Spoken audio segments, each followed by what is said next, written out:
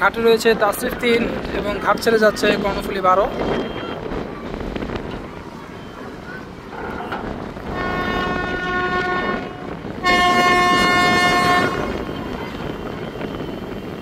মিছিল দিয়ে কর্ণফুলী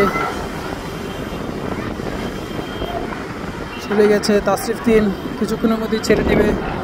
কর্ণফুলী 12 ঘাট ত্যাগ করে স্টেজ দাঁড়িয়ে দিয়েছে।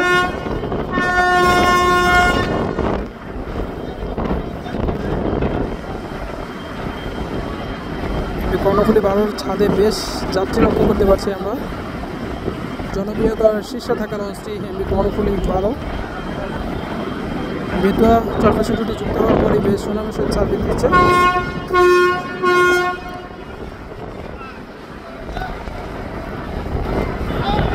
বেশ যাত্রী লক্ষ্য করতে পারছি ছাদে, ছাদ ভর্তি যাত্রী নিয়ে যাচ্ছে।